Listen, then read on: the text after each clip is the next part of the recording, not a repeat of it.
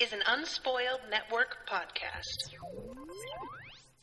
This is Unspoiled, covering The Dark Tower. Book 8, kind of. Wind Through the Keyhole, Part 1. Stark Blast, which is the long-awaited offshoot of the Game of Thrones series by Stephen King, a rare crossover event in which the Starks throw a surprise birthday party for the Boltons. Nope, just kidding. This is a snowstorm. Welcome to Unspoiled.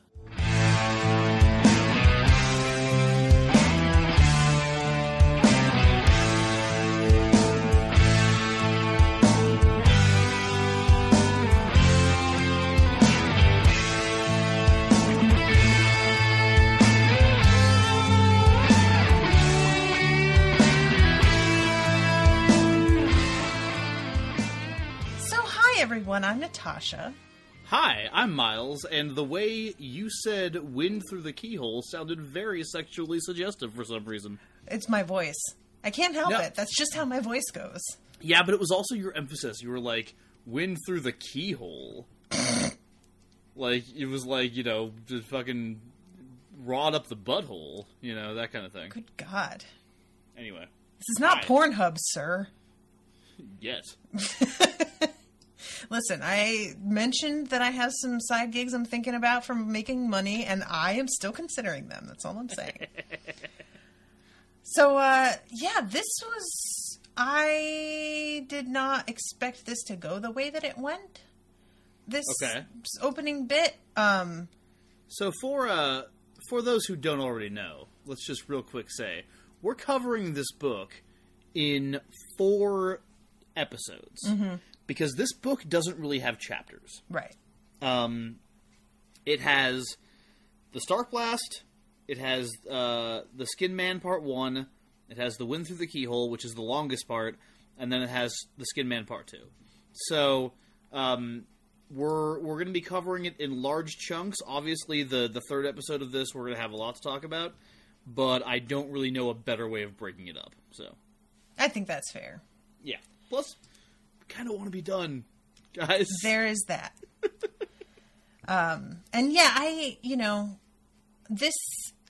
had gone into this expecting that we were going to be getting, from the beginning, some throwback to, and it turns out that's what it is going to be. It's another sort of, fourth book kind of deal where he sits down and tells them a story. But I thought that from the start, that's what we were going to have was, you know, just immediately going into some flashback territory and maybe joining Roland as if we were watching all this for the first time, even not necessarily as a flashback. You were a little bit surprised that it took us a minute to get there? I was, and that we went back in time and treated our characters as if we didn't know them. Like, he explains who everyone is a little more than I really expected. Sure. And gives context for, like, who Oi is, you know. There was just a lot that didn't go the way that I thought, and it felt weirdly like he was trying to make the book accessible to people who had not read the other series, which, to me, feels like a weird thing to do. But, you know, so be it. So this was published in 2012. Which, admittedly, is a full, 8 years after the Dark Tower, the final book of the series proper, came out. Mm-hmm. So, you know, I'm wondering if it was kind of a sop not only to, people who... It's weird because I don't feel like you do with authors what you do with, I don't know, actors, maybe? Where it's like, oh, I really like this person, I'm going to read all their stuff. Maybe you do. But for those who are picking up this book without, you know, having read the original series, I don't know why you would, but I guess that's for them, and also maybe for himself a little bit. Yeah, it's not an uncommon thing, but it's something that I always feel weird about. Like in Harry Potter, she feels the need to explain to us that Harry Potter's parents were killed by Voldemort, and now he's going to Hogwarts for witchcraft and wizardry. He didn't know he was a wizard until last year. When the enormous, right. You know, like, and even in the Dresden Files, he will like be like, at the door was Lieutenant Karen Murphy. Murphy worked for SI in Chicago and had to work her way up to... And it's like, yo, it's book 6. Murphy's here every time. We know who fucking Murphy is, dude. We don't need this. And I guess it's maybe something the editors feel has to be there. Because I have a hard time believing every author has always done it this way. But maybe. I find it to be kind of off-putting, you know?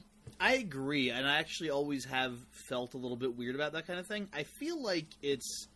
the sort of thing where, you know, you never know, you know, which book is going to be somebody's first, right? So, like, you kind of want to do that because, I mean, I think Dresden Files is a great example because when I tried to read Dresden Files, I started with the first one, and it was garbage. Yeah. And what I've heard from everybody else since then is, oh, no, don't start with the first one. You know I disagree with that. I think you should start with the first one, but bear in mind that it's the weakest out of all of them. But it sets groundwork that you need. Yeah. But, like, there are people who think it's really okay to, you know, start in the middle of a series, and I think they are aberrations and should be ashamed of themselves and probably shouldn't be allowed in public. I think that in the internet era, you need this sort of character introduction less than ever. Mm-hmm. Because, like... if you pick up a book in the middle of a series and you're confused, first of all, don't do that. And second of all, if you're going to, go on fucking Wikipedia. Get a plot synopsis of the first book. That's kind of like, that's how my whole approach is. It's your responsibility to know what's going on. Right. If the information's out there in other books, it's up to you. And if you're lost and you picked up a book 3 books into a series, that's on you, and nobody needs to be worried about you. Can you think of series where they don't do that introductory thing every book? Does Martin do it? I don't think so. No, actually. I think that there might be little reminders and stuff. Yeah, he works it in really subtly in a really nice way. Like, you know, he'll do things like have a character be thinking back or something like this, I think, right? Yeah, exactly. Or, you know, and it'll just be like, you'll get kind of a tidbit of information when you need it, as opposed to sort of almost an expository rundown of, you know, previously on Dark Tower. Right. You know? So yeah, it's a little off-putting. I don't hate it, but, like, I totally get why, you know, I agree that it's annoying, and people should stop doing it. Yeah, it's just, like, it's not just... it was just also that I didn't expect it here, because, and maybe I should have, recognizing that this was a book that came out a little while after, that he had gone into the last book really expecting to be done with the characters there, and so picking them up again, maybe there was a little bit of that being for him again, you know, to remind himself who all of these people are. Yeah, but again, it's like, I think you can kind of do that with just by writing them in scenes together. I mean, one thing I noticed when I was rereading this chapter is how long it had been since I read a chapter where Eddie and Susanna were just bantering, and how much I missed it. Yeah.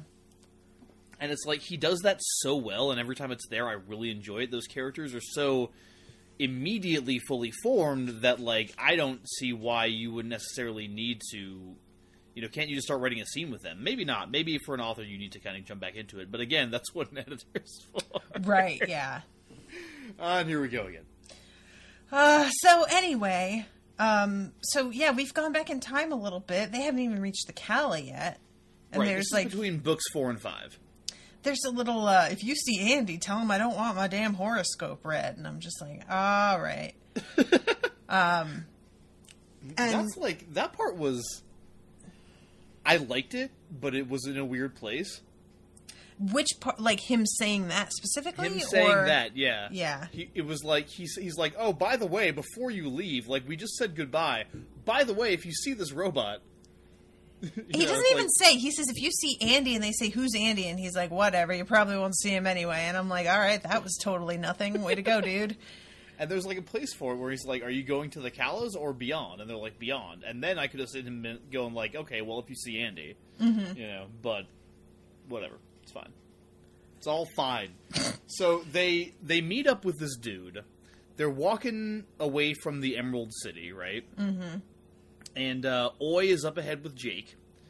And Oi and Jake meet up with this old guy with a fairy named Bix. Bix is kind of rad. I like Bix. Bix is pretty great. And Oi, the whole time, has been doing this weird thing where he, like, looks over his shoulder. Yeah, And sniffing the air. Everybody's like, somebody following us? And Roland keeps thinking that, like, he should be remembering something to do with this. Mm-hmm. And I love that Bix just casually mentions it to him. Mm-hmm. And he's like, oh, fuck, of course. And Bix is like, I thought you were from fucking Gilead. Yeah. Fucking poser. Yeah, that's a pretty good one. The just that moment of like, oh, really? Yeah. I guess he's a Midworld gatekeeper, apparently. That's right. Roland's a fake Gilead girl. You know? But yeah, and I had thought, you know, first of all, it starts off with Jake being like ahead of them, too, which was another thing that I found sort of strange because I expected that to turn into something, but it doesn't really. It's just he is roaming ahead of his pals with Oi, and when they come upon him with this dude, they trust that this guy's okay because Jake is already hanging out with him. So yeah. I guess that what's happening here, writing-wise, is that King wanted to sidestep the whole don't trust strangers, feel this guy out thing, and just have it so that it was a given by the time they got there that this dude was fine. Do you get what I mean? Yeah, it's interesting because, like, what I think about when I think back on that bit is that there's kind of a lot made of the fact that, like, Jake is fine. Mm-hmm. Jake has a gun. He's smart. He's with Oi. He'll be okay. Right. Which I really enjoy, but it kind of contradicts what King does later when, like, Roland, like, gives Jake, like, a lesson in not leaving his pets outside when the storm is coming. Yeah, that was a weird thing, wasn't it? It's such a weird dad moment, and, like, I get that there's a relationship that's similar to father-son there, but that seemed really, like, I guess out of character, you know? Yeah, agreed. Especially when Roland had just been like, no, he's fine. Like, you can imagine, like, when I was his age, I fucking went off with my friends and we killed people. You know? Indeed.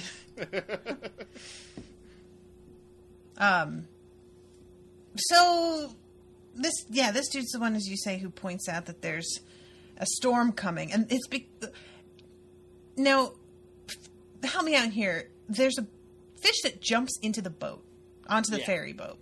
And that is what prompts him to say that they know it's coming, right? That the fish know even that the storm is coming? I guess.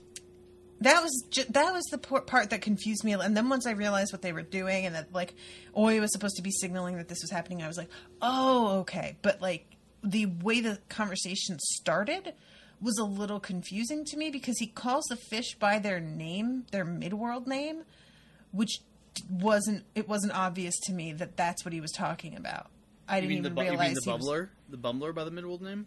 No, the fish. Doesn't he say something like the Gyarados know it's coming, or there's something with a?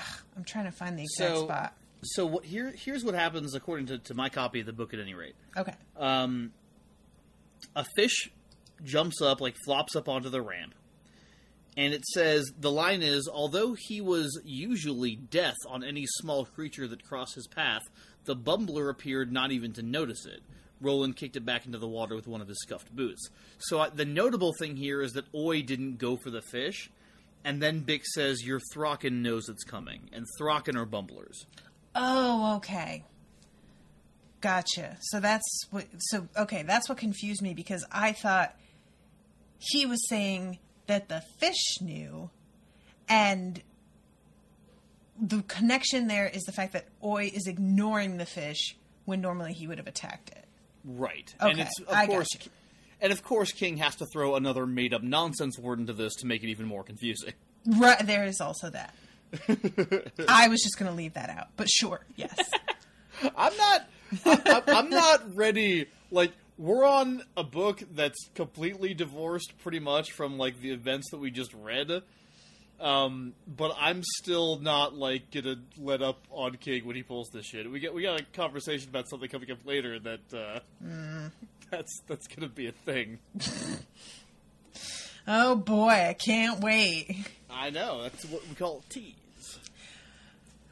So, yeah, Roland here, when he realizes what this dude means, is like kicking himself. He can't believe that he didn't think of it. He starts to be like, thank God we had Oi, and then he's like, who am I kidding? Oi has been doing this, and I didn't know what the fuck he was doing. Like, so thanks to you, Bix. And then he says, is there some place that we can hole up? And it bothers me a little that he doesn't go, is there some place that you can hole up? I assume there is, but we didn't see any stone structure over there. I don't know where Bix lives. He says it's going to take him like 4 hours to cross back over. Well, he said 1 hour, right? He says it used to take 1 hour, and now he's old and slow, and it takes 4. Right. So, well, yeah, they do make mention, like, later Roland thinks to himself, or says maybe, like, I hope Bix gets across safe, because I think we have less time than he thought. yeah. So Exactly. I'm going to go ahead and guess that guy's dead. Yeah, I am concerned about this dude. Like, and I'm never going to get closure on that. And there's no, but I feel bad that they don't seem more worried about him. And they aren't like, hey, maybe you want to hole up with us just for a couple days. Because the spot that he tells them is safe to go is only 5 miles down the road from the river. It's not like he can't, But, they don't even, like, what's he's living in, like, just a regular-ass house? Yeah, he's got, like, a boathouse that's just wood, which he specifically says to them, wood's gonna do you no fucking good, so... Right.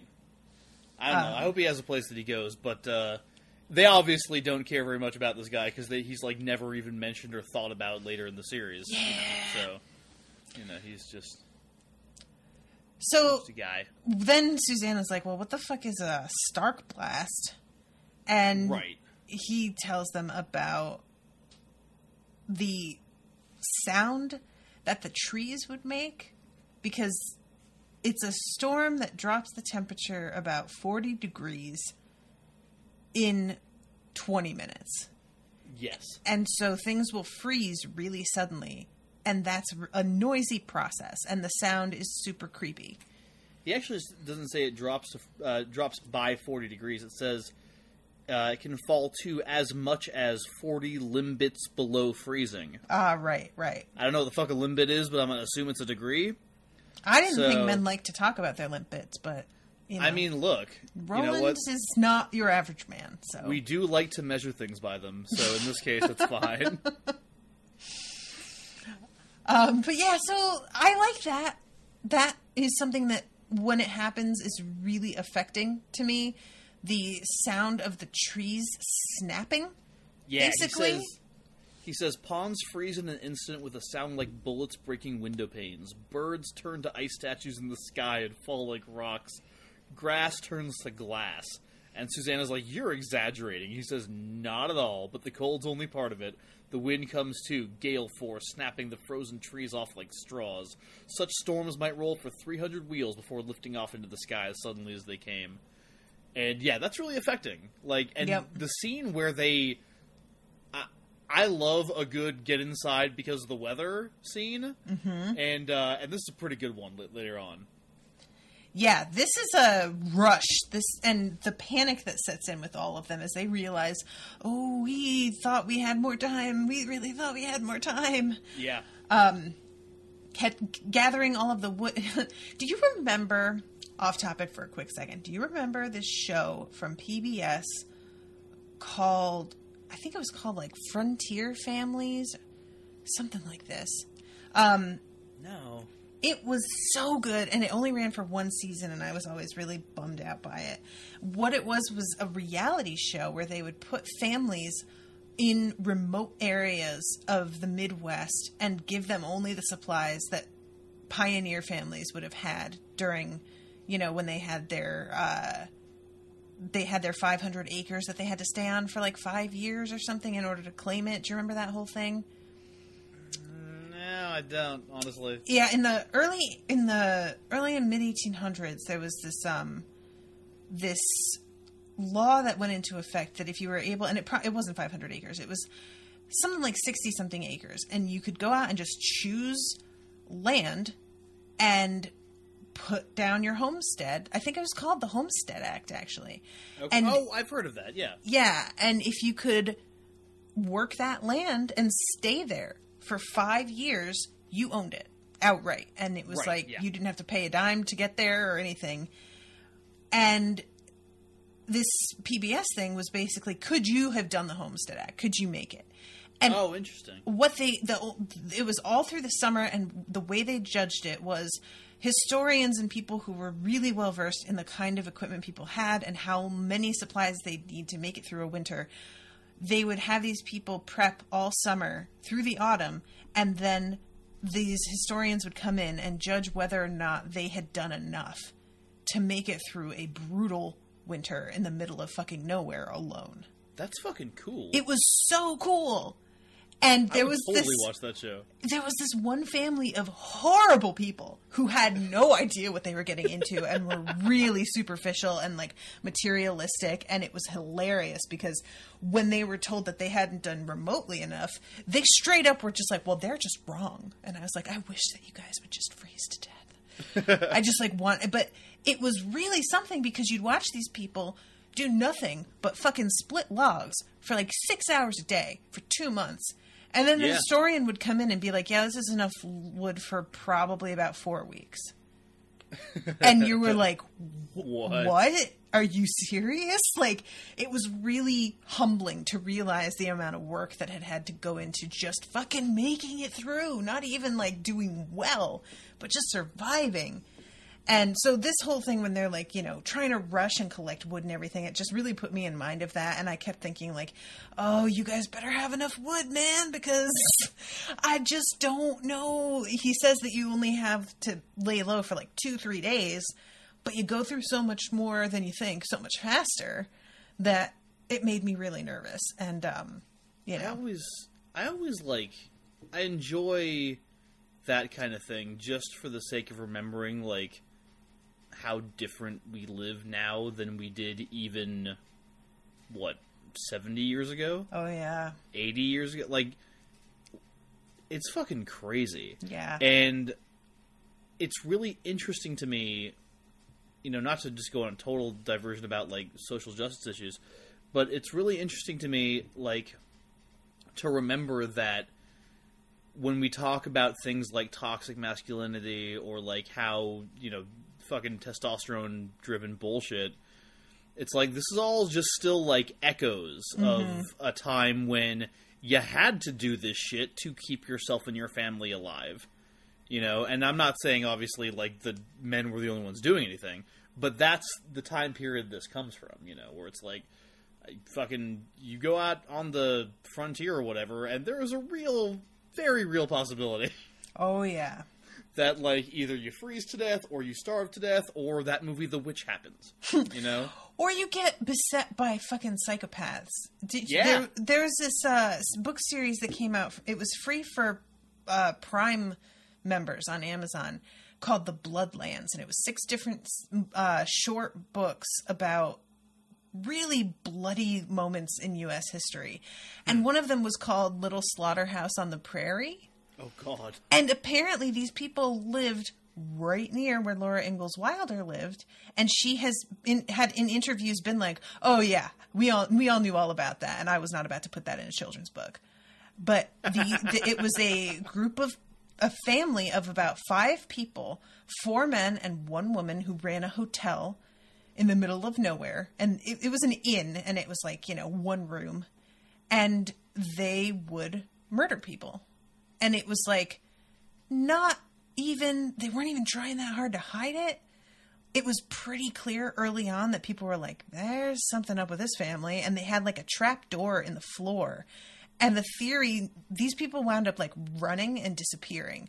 But the theory was afterwards that what they would do was hold somebody's like throat over the trapdoor, cut their throat, let the blood bleed into this like ditch under the house, and then they'd let them die, and then they'd drag the body out and bury the body somewhere else.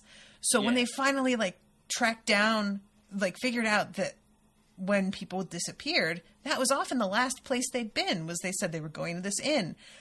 The people ran, and the townsfolk who descended on this inn found this tiny, like 3-foot deep basement filled with rotting blood underneath. Jesus. And it was like they'd killed, like, I think they said like 13 people in the space of like 3 years or something.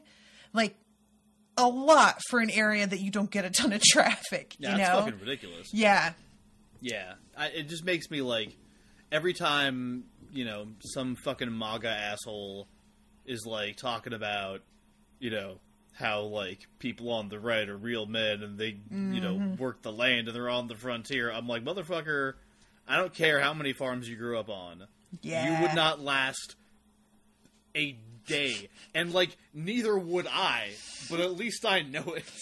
There's an Onion headline from like a week ago that said, "Man who hasn't gotten up before 9 a.m. in 10 years thinks he can make it on a farm." I saw that one. And I was like, ouch, called out, Onion.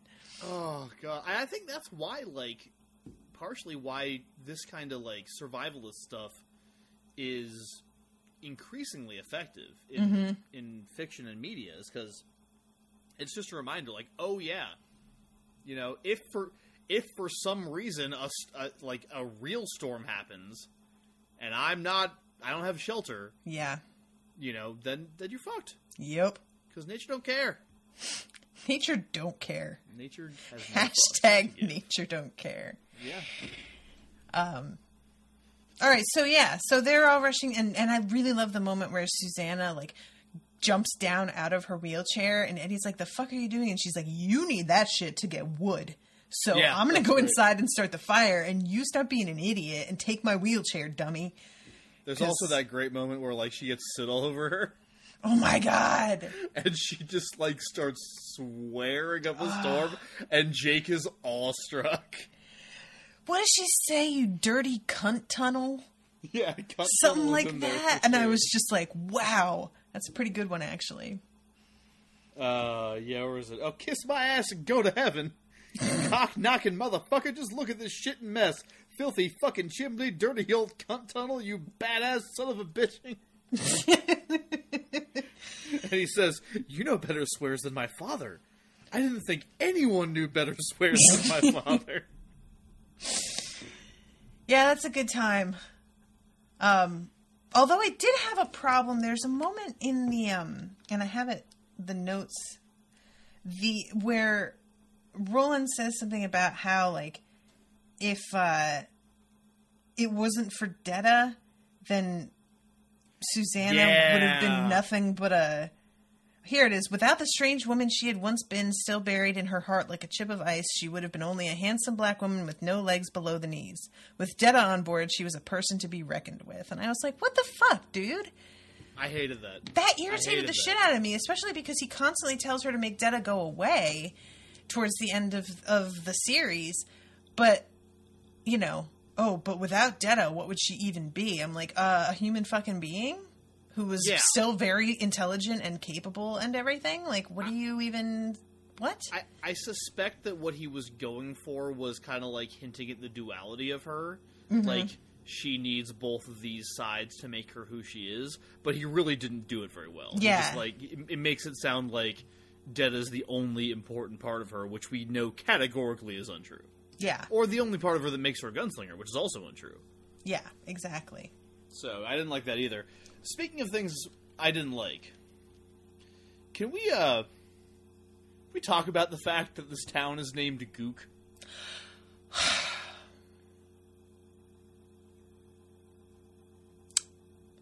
I don't know why he does this. So... Why does... From pubes to gooks. Stephen King story. King story. Like, why... You can pick literally any word. any combination of letters. It doesn't even have to be an extant word. Yeah. And this anything. is, you choose a slur. Cool. Neat. And, like, it's 2012. Like, we all know. Mm-hmm. You write a book about Vietnam? Yeah, and, okay. So, you had your brief TV diversion. Here's mine. So, do you ever watch the reality show Face Off? No. Okay.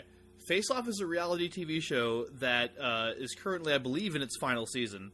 It airs on the Sci-Fi Channel, and it is about... It's a competition of makeup artists and, like, costume designers for, like, sci-fi shows. That's fun. It's fucking cool. These people get together and they have competitions so you can build the best alien or monster or Tim Burton character, or, you know, they have all these weird combinations of, like, shit they have to do in their challenges. It's super fun. I normally hate reality TV, but I will, if it's compelling, I do get sucked into it easily. Mm-hmm. And I love this show partially because of the sci-fi element of it, but also because, like, there's not a lot of drama. They're just all really nice to each other. It's bizarre. So it's like Great British Bake Off, but for crafting.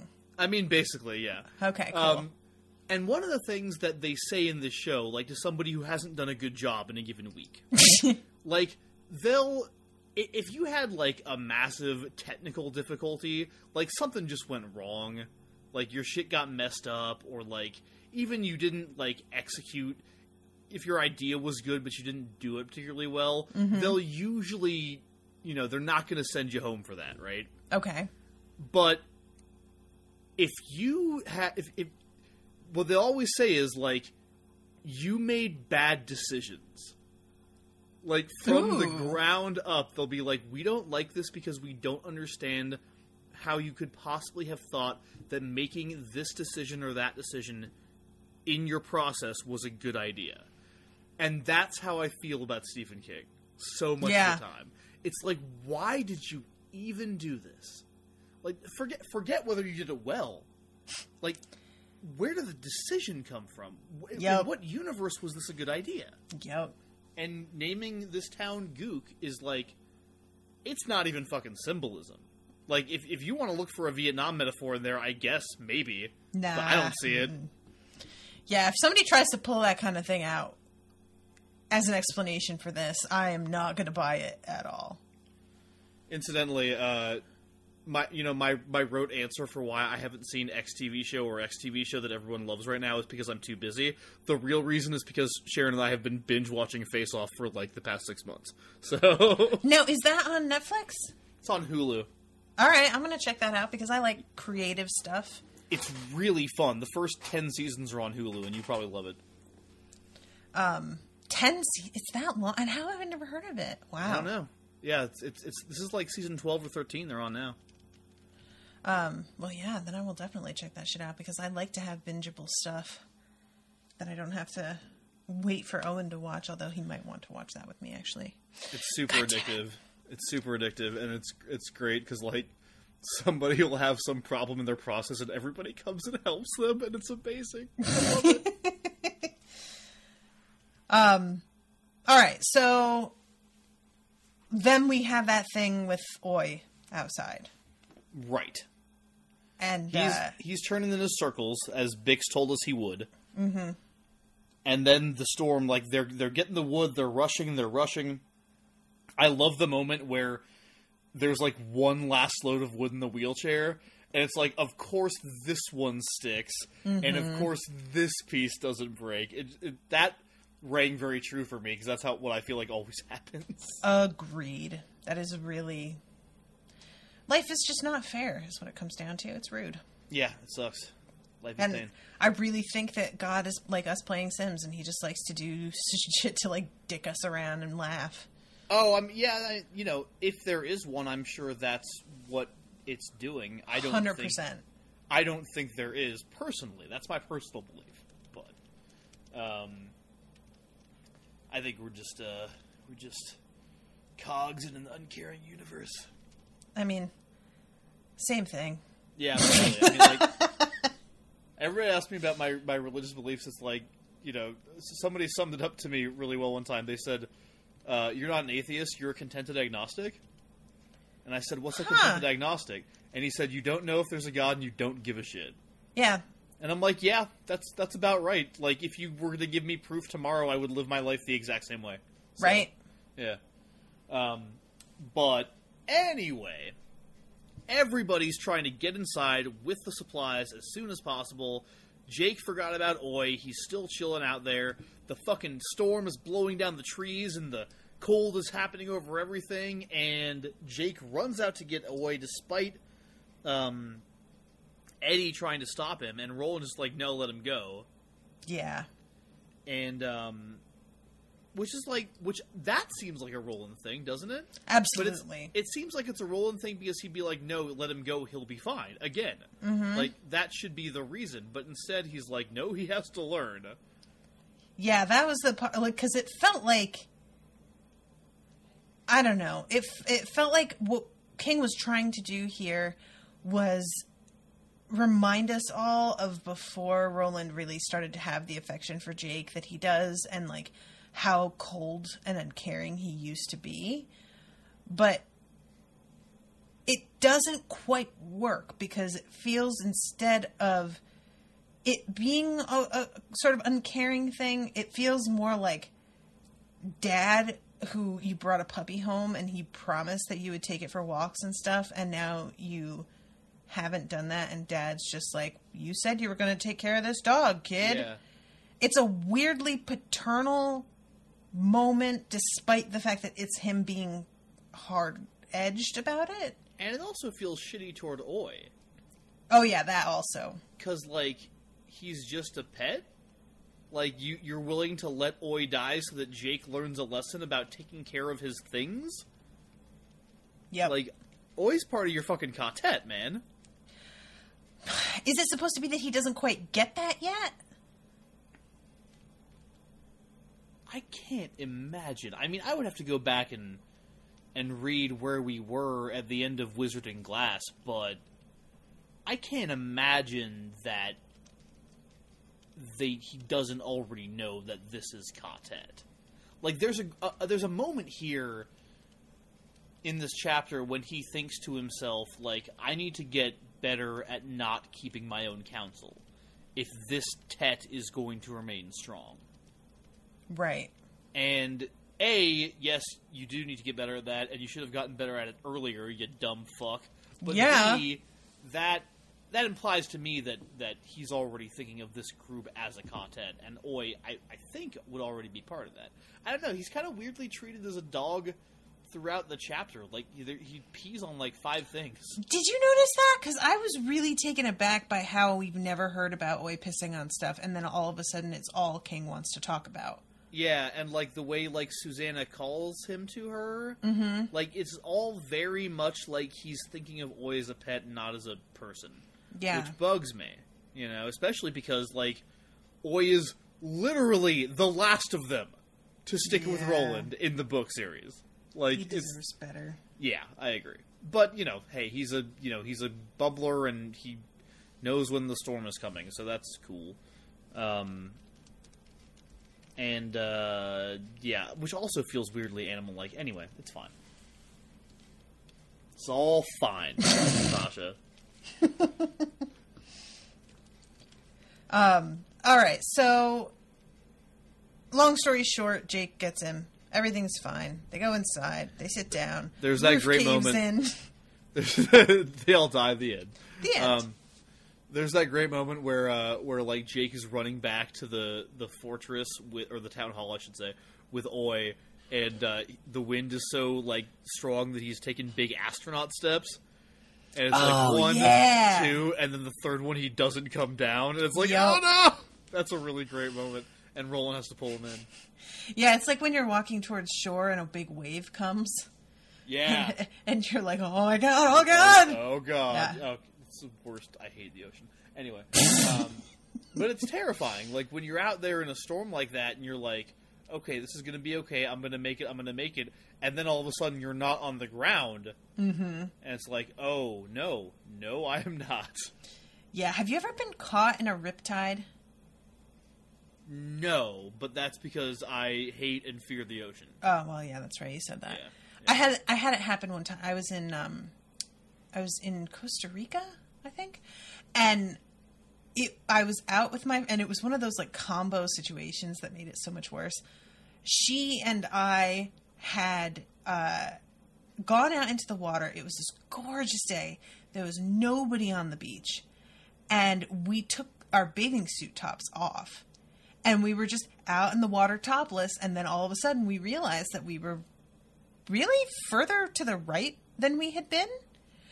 And we looked up, and there was a giant, like, mounds of coral.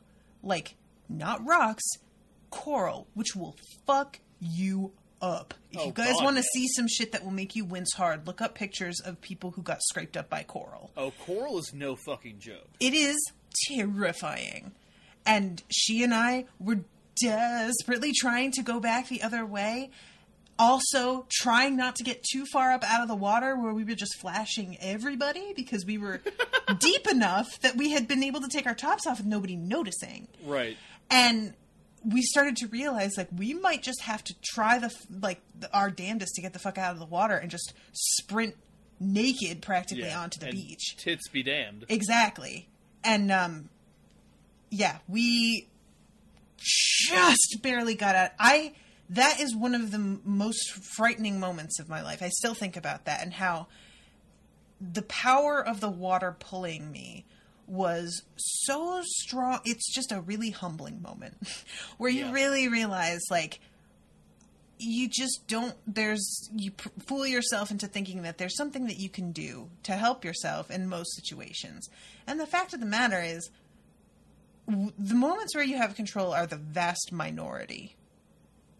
You have control in about 3% of situations. Not to say that you don't have a choice, but a choice and control are not the same thing. Right. I'm trying to think of, like, if I have anything comparable. Of just being humbled by nature? Yeah. I'm sure it's happened, but, like, for some reason, the one that's sticking out to me is, like, a less dramatic one, but it just had to do with the cold. Okay.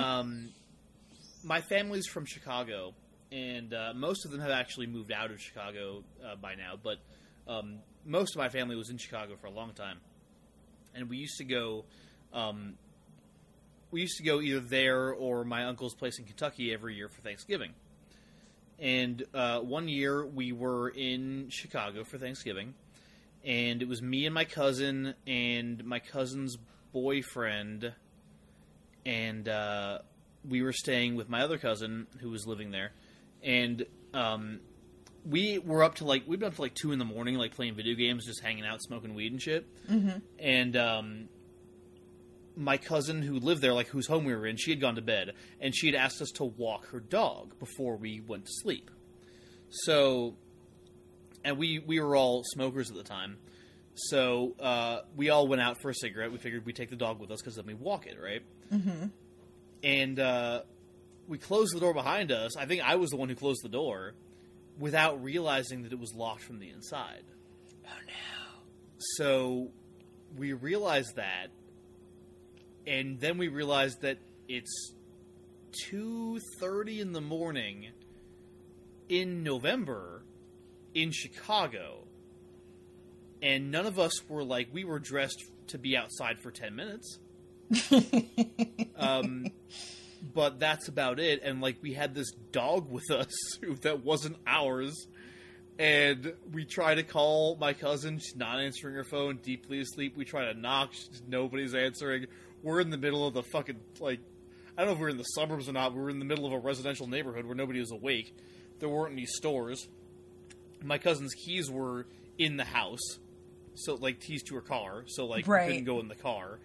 And there was no way to get around, no windows to open, no backyard. It was like a brownstone apartment. Oh, right, and, yeah. And there was a moment where we're just like looking at each other, like shivering, going, what the fuck are we going to do?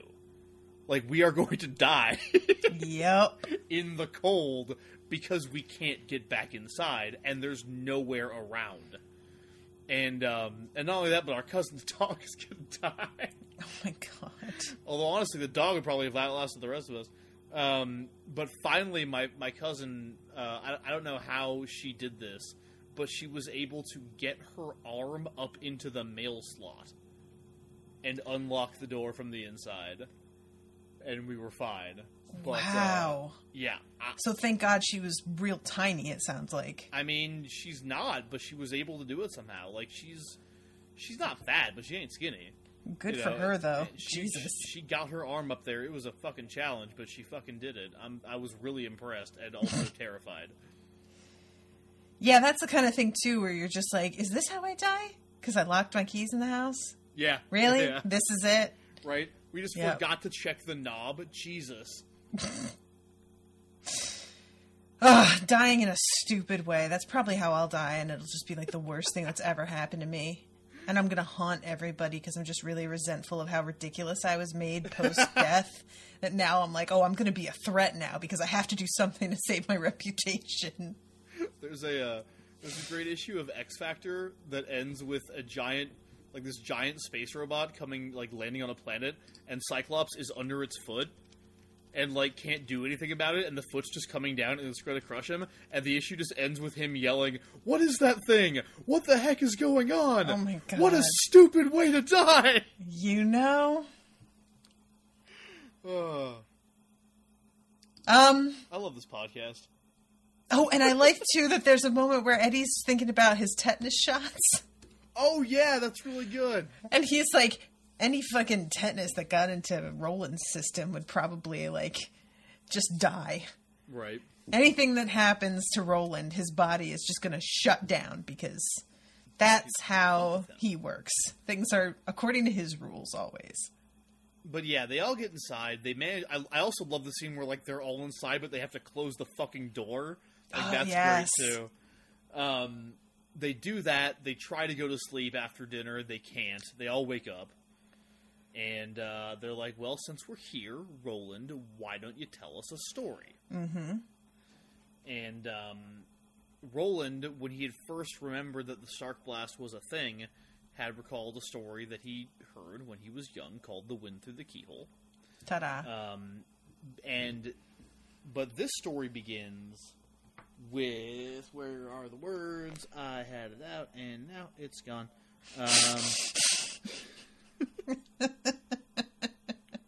You right there, buddy? Yeah, I'm fine. So his story starts off with, not long after the death of my mother, which, as you know, came by my own hand. Right. So, when we talked about doing this, when I first started reading Wind Through the Keyhole, not doing Wind Through the Keyhole, there's no hole cut out of this book. Sir. I had mentioned that it was initially not grabbing me. And this was kind of the chapter that I meant. Okay. Where it was like, for all the reasons we talked about, and also just because it's just took so long to get to the action, man. Like, they're just walking and there's a storm. Like, I love the storm. But the whole thing with Bix, I'm like, oh, God. Be done. Yeah, that's fair. I don't have that reaction myself, but, like, I really get it. Yeah. But I'm glad we're talking about this book, because this chapter, for all its flaws, still had a lot of enjoyable elements to it for me, and it only gets better from my perspective. Cool. Well, good. I think that's a pretty good endorsement. It only gets better. Doesn't seem like it's par, so cool. Yeah. All right, so yeah, that's Stark Blast. Unless you got anything else to say about it. I don't really. I feel like I had more, like I mentioned already, the roof caving in. Yeah. Which is another moment that I felt like was kind of rude. Because just, you think that they're at least going to be somewhat safe, and it turns out that, like, because when the guy said wood isn't going to be any good for you in terms of, like, what the buildings were made out of, I thought what he meant was it's not going to provide enough warmth. Right. But he meant in terms of both warmth and standing up to, like, high forced winds, which I didn't really think about the wind, and that's certainly a thing that happens when, like, a cold front comes in. wind gets nuts. Like, that's part of when you know it's going to rain, is the wind starts whipping up. But it didn't really even occur to me. I just thought of, like, a cloud of, like, cold fog covering everything, and then suddenly it was icy outside. So when it was almost like a tornado, kind of, or a hurricane. Yeah. That caught me off guard. And so then the thing coming through the roof, you know, I thought that they were all safe and toasty. And it turns out that, you know, now they have to deal with a roof that's caved in, which just, again, just seems kind of like, come on, can we get a break here, guys? Well, you want these places to be cozy. Yeah, I've said this before, and I'll say it again. I like my creature comforts, and whenever characters are given comforts and then have them taken away, that's a really hard thing for me to deal with as a reader. I don't like it. So, yeah. And, but I did like that, you know, the fact that they were in some place that was made of stone. When I was in Guatemala, and I worked for Habitat for Humanity for a little while, and all of the homes that we made down there were made of cinder block. Mm-hmm. And I remember at the time being like, man, cinder block, it's got to be like kind of cold to live in a house like this. And then they took us to one to see that was completed, and we went inside, and I realized, like, oh, no, cinder block is a genius choice, because it's so cool inside and it's hot outside. But then if you do have a stove, it gets toasty, and it really makes me think about the way the US works, and that, you know, we build so much out of wood, and it's really not that smart. We should be building more with cinder block and things that are really good for insulation and wouldn't cost as much for cooling and whatnot. Yeah. But the material, I think, is so impersonal and requires so much, like, overlay to make it feel warm and inviting that we don't do it. But I think it would be a good idea if we did, because you would go into these homes and it was like, you know, 90-something degrees outside, and you'd walk in and you'd be like, oh, almost like there was AC on. Not quite as good as AC, but enough relief that it was startling. I do really love, personally, being inside during a storm. Oh, like, God, it's one of my favorite things, like being, like, safely inside a shelter that you know is okay 100%. while there's a storm raging outside. And, like, so I really enjoy the setup for this, because it really is the perfect environment for storytelling, you know. And it kind of reminded me of when I was living on Bainbridge Island and the power would go out, you know, because whenever the weather got too bad, the rain got too bad in that house, the power would go out for the whole island, really. Jesus. And you know, we just, like, my roommates and I would light some candles and play cards and shit, or just, like, drink. Yes. But yeah, I really, like, I totally understand what you're saying about the roof caving in, but at the same time, I really did get that feeling of, like, stark terror from, like, the onslaught of Mersu. It's a stark blast, Miles. Sorry. Stark blast terror. That sounds like a Magic Gathering card. Oh, God. It'd be so good, too. You know, but, like, you go from that to, like, kind of having that going on outside, but it's not touching you. Yeah, definitely. Which I really enjoy. All right. All right. That's probably enough about Stark Blast. Agreed. I guarantee you the Starks are dead, though. Like, they're all outside, frozen. Winter was coming. They knew. They're somewhere tidy and warm. Yeah, they should have known, because their fucking Thraken should have told them. Shut up, I hate you. That's what I want for my sigil, is a fucking Billy Bumbler. A Billy Bumbler. That'd be a great sigil. Yeah, it would. All right, so I'm going to say hi to new patrons real quick. Do it. This, I think, is it all of this week? Might have been partially last week. I don't remember if I did it last week. Brittany Garrett, Nicole Gaffrofer. Oh, I'm sorry, Nicole.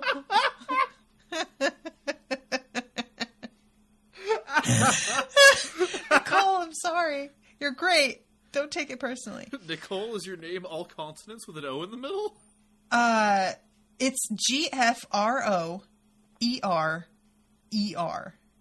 Oh, wow, okay. Yeah, you figure that one out.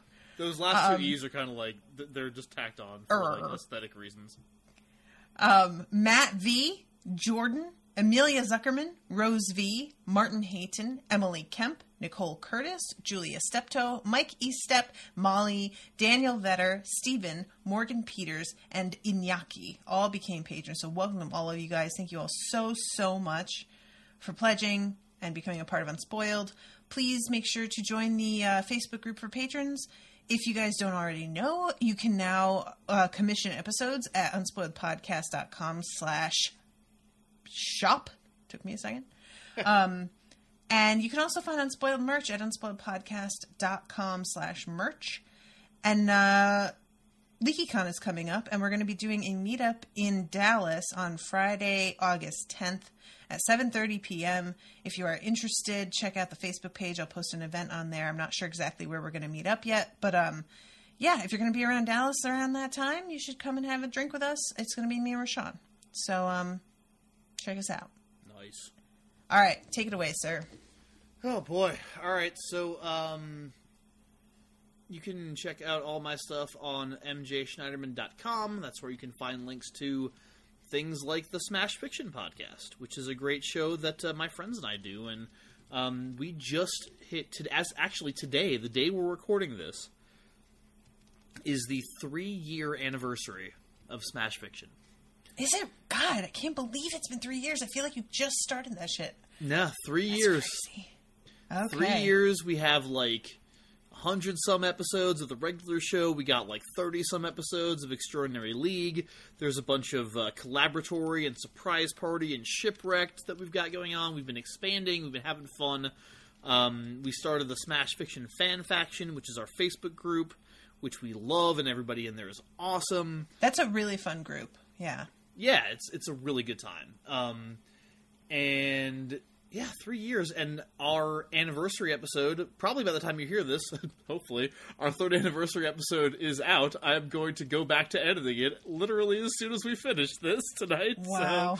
So, yeah, it'll be out, hopefully, technically, on our 3rd anniversary.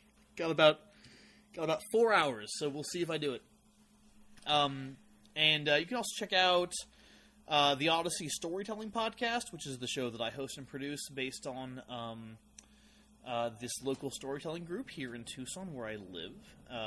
We got another live show coming up tomorrow being curated by my lovely wife. So that is going to be super fun, and that will be up at the end of the month. And, we do little 10-minute stories as the weekly show, so check that out at the Odyssey Storytelling Podcast. And then you can also find links to universesofthemind.com, which is my blog about science fiction and many other things. And there is, in fact, another new post this week that you can go check that out. It is also about professional wrestling, like last week's, because I'm doing a 4-part weekly series leading up to mid-August, where there's a big event that I'm excited about coming up. So you can check that out. This latest piece on Universes of the Mind specifically might hold some interest to non-wrestling fans because it is about equality of gender representation and kind of what happened with women's wrestling in 2015, where a group of women wrestlers really fucking stepped up and were like, no, fuck you for throwing us in bra and panties matches and telling us we don't matter. Here's a fucking main event level wrestling match.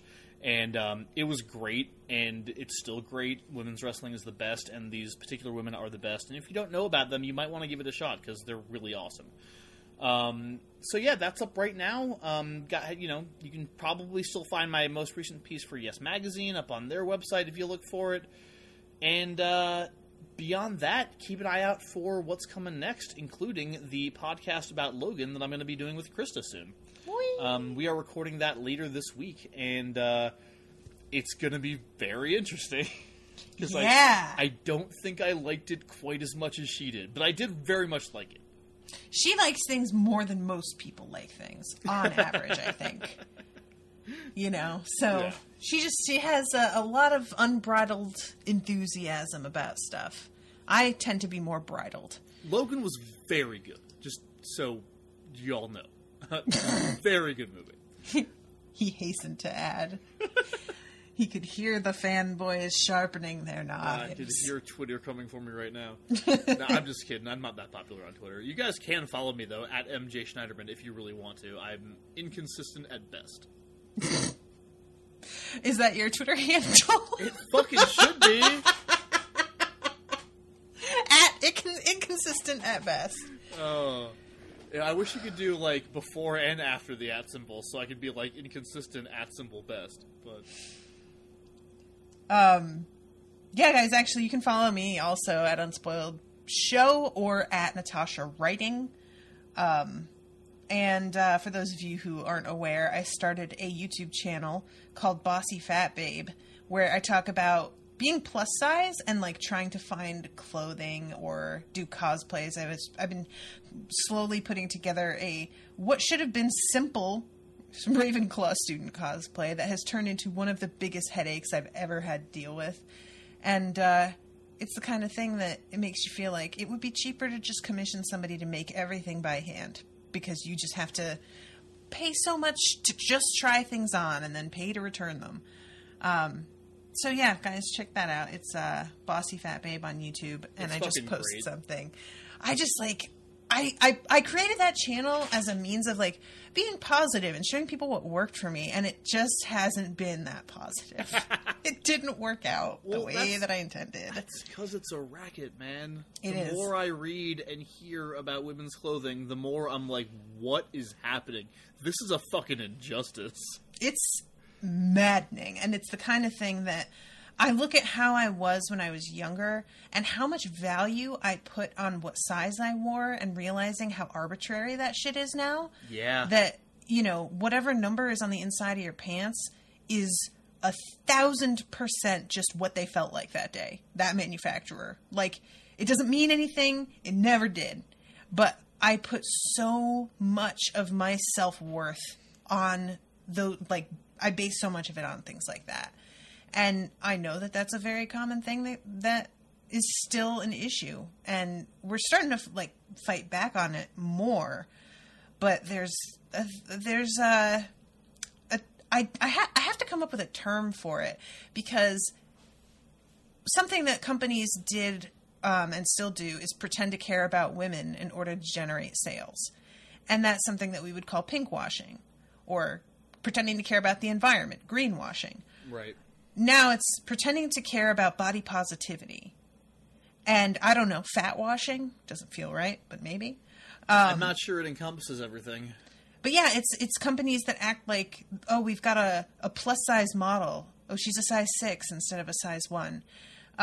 And that means that we really care, but then you go to their site and they offer nothing over a size large or extra large. I would say like body washing, but that just sounds sexy. Right? Body washing is an actual thing that people do. So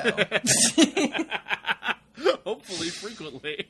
But yeah, so I touch on things like that, and I'm definitely open to taking suggestions if y'all want to hear me talk about something specific, because I had a lot of ideas going into it that I've kind of run through already, and I'm not really sure where to go next, so I'm open to suggestions. All I know is every time I show an episode to Sharon, she does so much yelling and fist pumping, it's amazing. I can't, and I know that I'm not... There are plenty of people out there doing these kinds of channels and talking about this kind of stuff. But that's the thing about starting something like this, is you need to start a project that you would do anyway, whether or not anybody's listening. And I do just want to talk about this shit. So, you know, I'll keep making these videos even if nobody's watching them. Do it.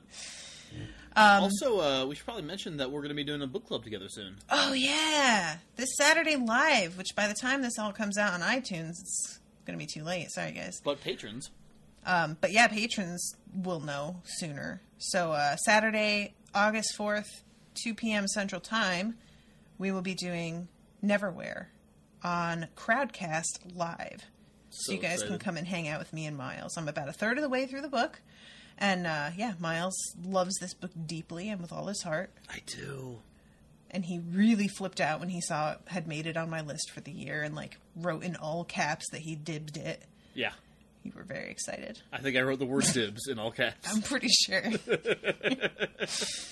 So that's coming up, and I'm excited about that. And then after that, 2 weeks later, I'm going to be doing Johnny Tremaine with the Gentlemen from Overdue Club. So, That's going to be super fun. Yeah, I'm excited. Just hearing about that. you with them is going to be great. I just love them so much.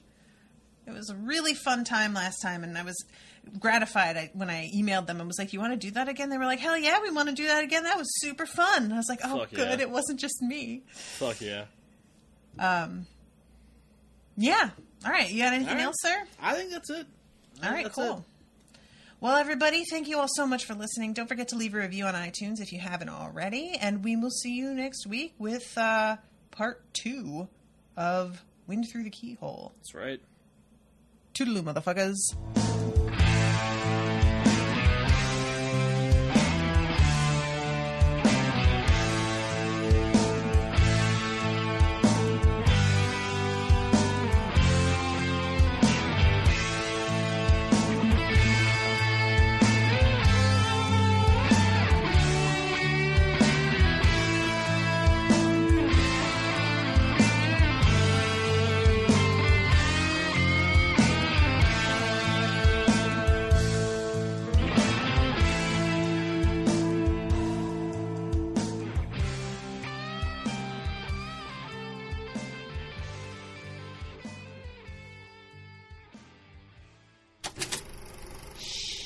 That was an Unspoiled Network podcast.